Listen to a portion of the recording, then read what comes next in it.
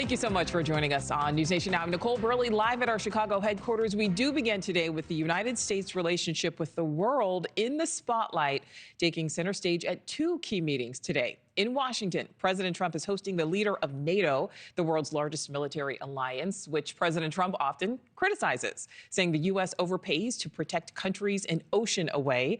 Right now, the U.S. covers more than 60% of NATO spending, but President Trump wants Europe to carry more weight. Others, like President Trump's senior advisor Elon Musk, would like the U.S. to leave the alliance entirely.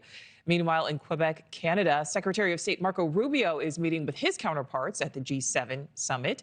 It's a group of the world's 7 most advanced economies. Tariffs will likely be the main focus there, as new shots are fired in the growing global trade war. President Trump threatening the latest action just this morning, warning the European Union of a 200% tariff on wine and other alcoholic products if their 50% tariff on American-made whiskey goes into effect. So this is the latest in what has been a chaotic back and forth between the U.S. and its closest trading partners, giving Wall Street whiplash and worrying consumers. You can see that stocks, once again, are all in the red today.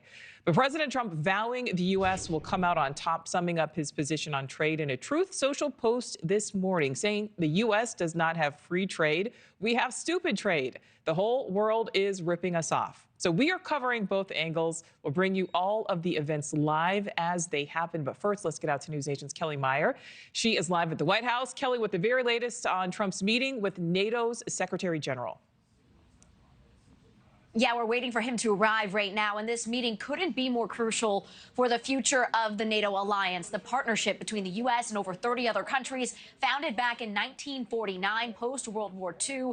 The future of that partnership, the focus of today's meeting, as President Donald Trump has been critical, to say the least, of the other countries holding up their end of the deal. The NATO Secretary General has the difficult task of proving the world's most powerful military alliance is still just as powerful and relevant, as Trump remains skeptical about even remaining part of the team. Just last week, Trump suggested that members of the alliance would not come to the aid of the U.S. should America come under attack. Now, Article 5 of the NATO founding treaty says that should any NATO nation come under attack, the others will consider it as an attack against all members. Now, NATO members did come to U.S. aid once before, just after 9/11. President Trump has also been critical of other members' spending, touting on the campaign trail that he would encourage Russia to do whatever the hell they wanted to NATO allies who don't spend enough on defense funds, is how he put it. And the U.S. pays out the biggest portion in defense spending among the other countries you see here, while most of the others contribute a much smaller share. Trump has said, if you're not going to pay, we're not going to defend you, as he puts it. Now, Trump has demanded 5% defense spending from other members. The U.S. itself only spends about 3% of its GDP annually. There's 8 countries under that 2% guideline, including our neighbors to the north, which has been a source of frustration in that recent back and forth between us and Canada. Take a listen. Now, NATO's expended a lot of that money in fighting this horrible war, and it's too bad they had to do that. But they had the money from me. I was the one that got people to pay. The countries, most of the countries were not paying, or they were paying a very small amount. So we'll see. But NATO can be a force for the good. Now, any moment now, as we said, we are expecting for the NATO Secretary General to arrive here at the White House. We are expecting to then go inside the Oval Office to see just what they have to say off the top of their meeting there, Nichole. All right. And Kellie, we know that this meeting today comes as the U.S. is proposing that 30-day ceasefire in the war between Ukraine and Russia. What is the latest with that?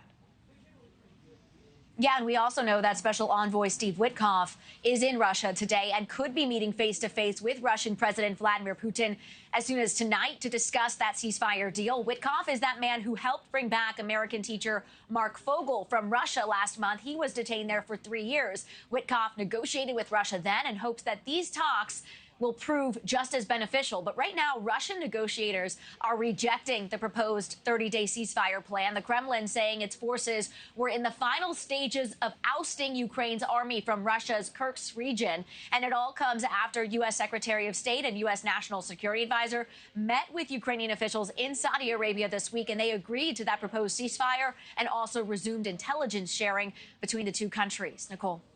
Thanks for watching. Go to joinnn.com to find News Nation on your screen. And don't forget to click the red subscribe button below to get more of News Nation's fact-driven, unbiased coverage.